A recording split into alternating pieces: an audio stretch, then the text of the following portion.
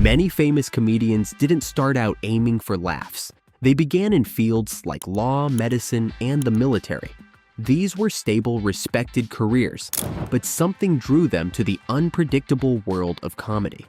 Taking a major risk, they left it all behind for the stage, and ended up becoming icons who redefined what it means to be funny. These are comedians who quit their first careers for comedy. One of the most surprising examples is Ken Jeong.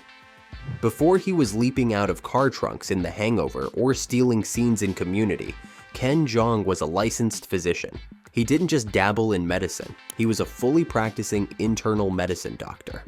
Hi, this is Dr. Ken Jeong of Dr. Ken, and welcome to Doc Support. First question from Ashley at Queasy Bake. How do I know if I have the stomach flu or a hangover? Well, honey, did you drink last night?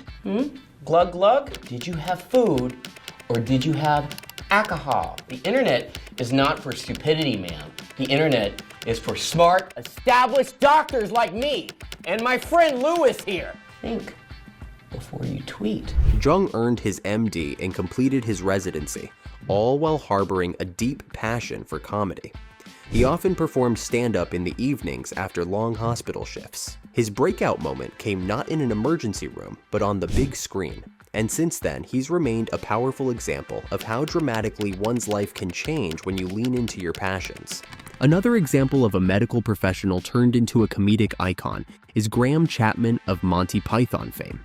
Chapman was also a doctor, trained in medicine before he dove into absurdist sketch comedy. Well, this week, an NBC station refused to air a commercial for the new movie, The Secret Policeman's Other Ball. NBC censors ruled that the ad was so objectionable, it couldn't even be shown on this program.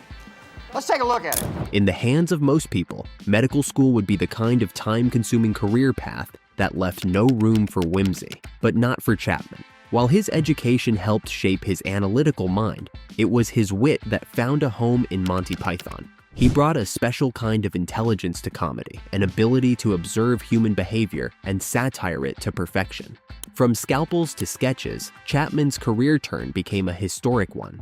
Similarly, Adam Kay, he started his professional life as a junior doctor in the UK's National Health Service. The brutal hours, emotional strain, and systemic problems eventually wore him down.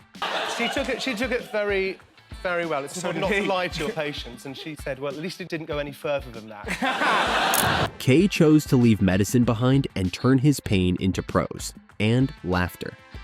He wrote This Is Going to Hurt, a book that hilariously and heartbreakingly documents his experiences in medicine. The book became a bestseller, and Kay has since evolved into a performing writer, bringing his work to stages across the UK. His comedy has an edge of tragedy, a sense of reality that only someone who has dealt with real-world life and death could offer.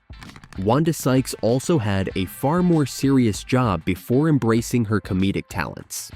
She worked as a procurement officer at the National Security Agency, a role that required a high-level security clearance. Government jobs are about as stable and serious as it gets. Sykes, with her razor-sharp wit and dynamic stage presence, seemed worlds away from the bureaucratic world of national defense logistics. We're back with Wanda Sykes. Here's the thing that people may not know that I only learned from you the last time I spoke to you is that when you were younger, you worked at the NSA, the National Security Agency. Worked at National Security What did you do Agency. at NSA? I was basically a procurement specialist. I bought stuff. Okay. That's all I can say. Microphones and listening devices and I stuff bought like stuff, that. Steven. All right. I bought stuff. But her sharp observational humor perhaps found its roots in all those years of watching people operate within a system so tied up in rules and structure. Sykes traded in her security badge for a mic, and the world got one of its most distinct comedic voices in return. Drew Carey also came from a disciplined, structured background. He served 6 years in the U.S. Marine Corps. As a field radio operator in the 25th Marine Regiment, Carey lived a life governed by protocol, precision, and order. And yet, after his service, he took on various odd jobs like being a bank teller and a waiter, eventually trying his hand at stand-up.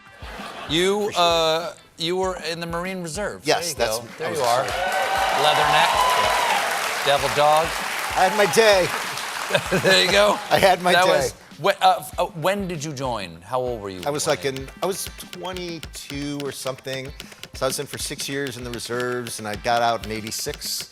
I got out like a few months after I started doing stand-up.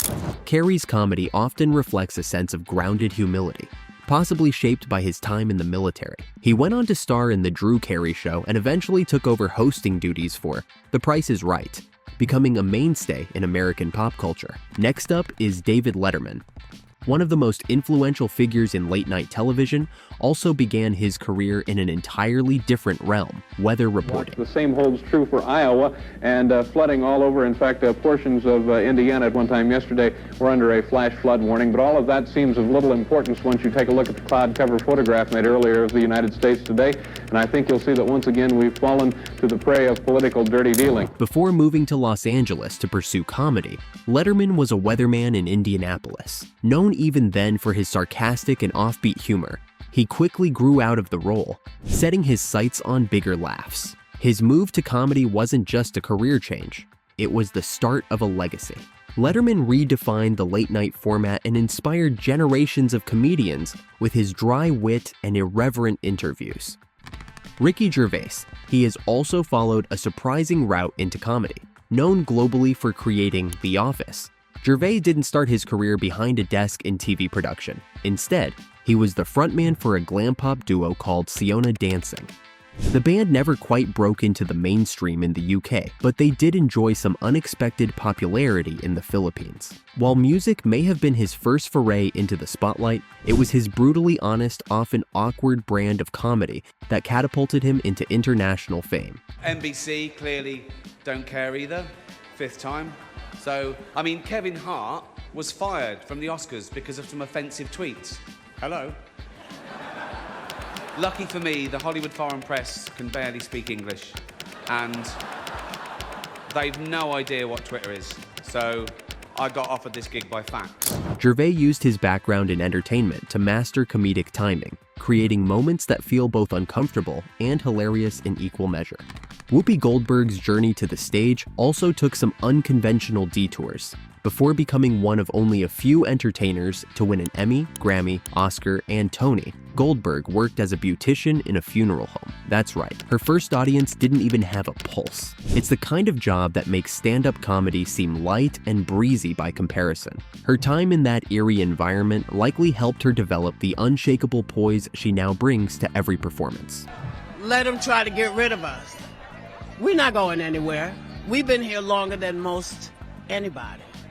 We're not going. Goldberg's comedy has always balanced depth with levity, wisdom with wit, qualities you'd expect from someone who's seen life and death up close. Lastly, Phil Hartman, the beloved Saturday Night Live cast member, also started his career in a creative field, but not as a performer. He was a graphic designer who created album covers for big-name bands like Steely Dan and America. Hartman's eye for aesthetics and his understanding of storytelling through visuals later translated beautifully into sketch comedy. When he transitioned into performance, his versatility shone through. He could play an outrageous character one moment and deliver a subtle impersonation the next. Hartman's transition from art to comedy proved that creativity isn't bound by medium. Sometimes it just needs a new stage. These 10 comedians each left behind stability, prestige, or even passion in another field to pursue the uncertain path of making people laugh. Their previous careers weren't failed experiments. They were part of what shaped their unique comedic voices. Whether it was precision from accounting, discipline from military service, empathy from medicine, or creativity from graphic design, their prior experiences enriched their humor. Their stories are a reminder that it's never too late to pivot, to risk comfort for fulfillment, and to trust that what makes you laugh just might be what gives your life meaning. In the end, they didn't just quit jobs. They chose joy, impact, and a legacy of laughter.